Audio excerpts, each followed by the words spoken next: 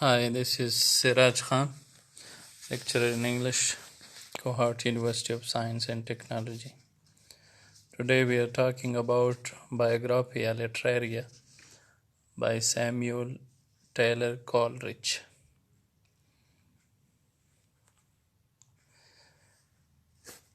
S.T. Coleridge was an English poet, literary critic, philosopher, and theologian who, with his friend William Wordsworth, was the founder of Romantic movement in England and a member of the Lake Poets. He also shared volumes and collaborated with Charles Lamb, Robert Southey, and Charles Slade. He wrote the poems The Rime of the Ancient Mariner and Kubla Khan. These were the two poems that made Coleridge one of the finest writers of the Romantic era, as well as the major prose work like Biographia Literaria, which is the actual topic of today's lecture. His critical work, especially on William Shakespeare, was highly influential and he helped introduce German idealist philosophy to English speaking culture. A German philosopher, he was very much inspired from Immanuel Kant. He inspired him, and most of the time, like this is what the turning point was, that St. Coleridge took philosophy related to poetry. Biographia Literaria was a work by St. Coleridge, which is one of the most important and significant theoretical works, consists 24 chapters, and which was published in 1815 and 17. And actually this work was published after 2 years of its uh, writing, when he wrote Biographia Literaria, as this was the nature of St. Coleridge, that he was very much inconsistent. And this weakness of Samuel Taylor Coleridge, that there was no consistency in his work, as he left uh, almost every work of uh, written by him incomplete. Anyway, this Biographia Literaria concerned with the form of poetry, the genius of the poet, and relationship to philosophy. This is for the first time he brought philosophy, as he was inspired from German philosopher, into literature. Coleridge's whole aesthetic, his definition of poetry, his idea of the poet, and his poetical criticism revolve around his theory of creative imagination, as his imagination and fancy, the theory which is Biographia Literaria. In full, Biographia Literaria are biographical sketches of my literary life and opinions, is an autobiography actually in discourse by Samuel Taylor Coleridge, which he published in 1817 in two volumes of 23 or 24 chapters. His views on is when he met William Wordsworth in 1795, and Dorothy was the sister of Wordsworth, was very much influenced by his thoughts and knowledge. As William St. Coleridge believed that poetry must have effects on heart, mind, and soul. Though, he took opium to uh, get stable in life, like this was his opinion, that when you are taking opium, it gives you knowledge and it gives you time to think. It increases your ability, as William Wordsworth says that St. Coleridge was the most wonderful man I ever met, and this is he was the supporter of Ralph Waldo Emerson's theory in American literature, transcendentalism. As in chapter 4, Coleridge outlines his poetic creed, all the major issues be discussed here in relating to the origins of lyrical ballads. Coleridge in his chapter implies the mimetic approach since he delineates the two distinct subject matters and incidents which he and Wordsworth were to imitate. Coleridge says that the power of poetry is twofolded. It can arouse reader sympathy, faithful adherence to the truth of nature, and by giving the interest of novelty, by the modifying colors of imaginations. The first thing that is, it arises sympathy. In sympathy that must be with faithful adherence to truth of nature, in the interest of novelty that must be new.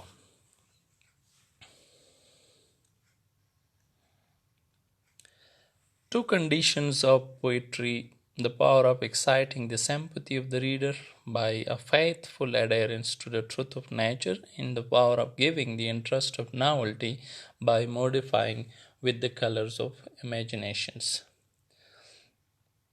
Coleridge, poetry of the highest kind may exist without meter and even without the contradistinguishing object of poem. He gives example of writing like Plato, Jeremy, Taylor, and Bible, for it is a distinction resulting from the poetic genius itself, which sustains and modifies the images, the thought and emotions of the poet's own mind. From 1791 until 1794, Coleridge attended Jesus College, and Coleridge's poems should be directed to persons and characters supernatural or at least romantic, but would be presented with such a semblance of truth sufficient to procure for these shadows of imagination that willing suspension of disbelief for the moment which constitutes poetic faith. Wordsworth would take an opposing approach. His subjects were to be chosen from ordinary life, but he would give them the charm of novelty so that they would excite a feeling analogous to the supernatural. William Wordsworth's theory of the treatment and the subject matter should be, to quote Coleridge, like the sudden charm which accident of light and shade, which moonlight or sun should diffuse over a known and familiar landscape, appeared to represent the practicability of combining both. These are of poetry of nature. In this most memorable of all critical phrases, to produce the willing suspension of disbelief in the reader for the moment which constitutes poetic faith, Coleridge moves into the affective domain. In essence, he contends that a reader picks up every literary work knowing it is fiction, that is, disbelieving that it is reality, but the reader willingly suspends this belief while reading in order to gain the pleasure which the literary work promises.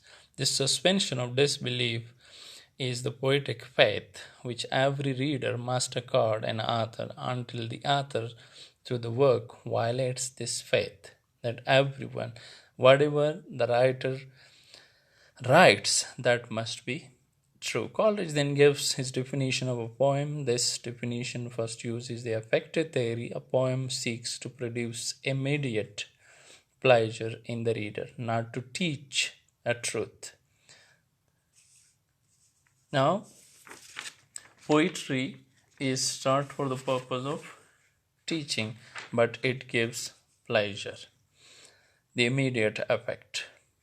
And all of the critics, this assertion runs counter to all of the critics we have read since Horace, including Wordsworth. The second part of the definition uses the objective theory. A poem has organic unity, that all the parts, once you remove one part, it must be incomplete, that all the parts of poetry, meter, rhythm, tone, syllables, all are in one organic whole. A poem is that species of composition which is opposed to works of science by proposing for its immediate object pleasure, not truth. Such a legitimate poem must be one the parts of which mutually support and explain each other. all in their proportion, harmonizing with and supporting the purpose and known influences of metrical arrangement objective. To Coleridge, the essence of poetry is not found in the objective or affective approaches, rather, it is found in what goes on in the mind of the poet, the expressive approach. He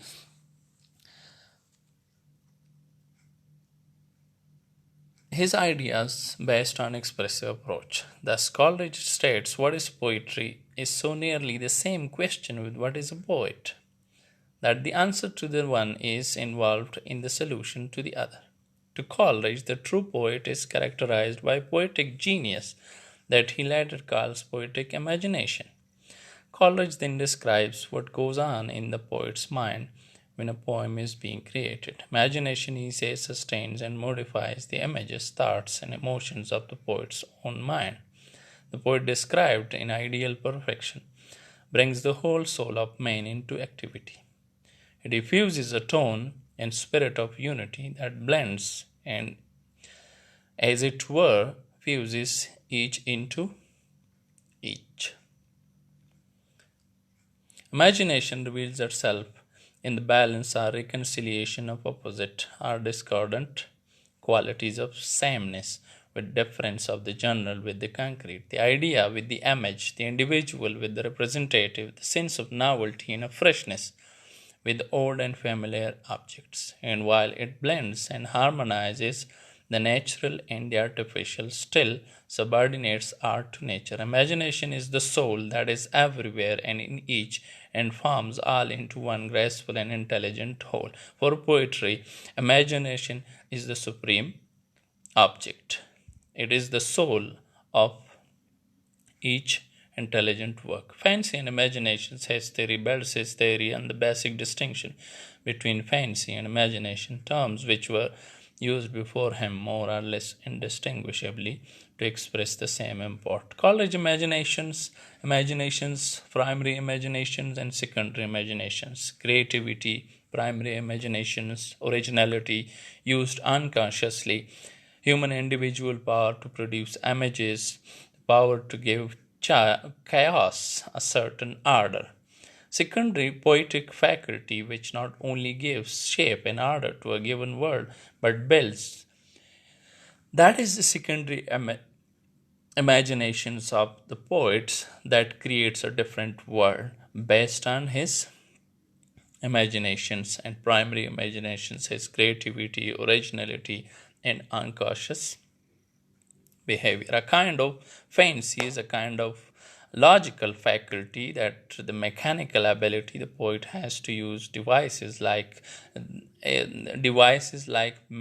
figures of speeches. He uses similes, metaphors, personifications, alliterations to blend various ingredients into beautiful images. Types is primary imaginations and secondary imaginations. Fancy and imaginations. Coleridge ultimately uses the term fancy for the 18th century view of imagination, which was essentially mechanical and determined by the law of association. Imagination on this view does not modify, much less does it transform the materials that it deals with, but merely reproduce them.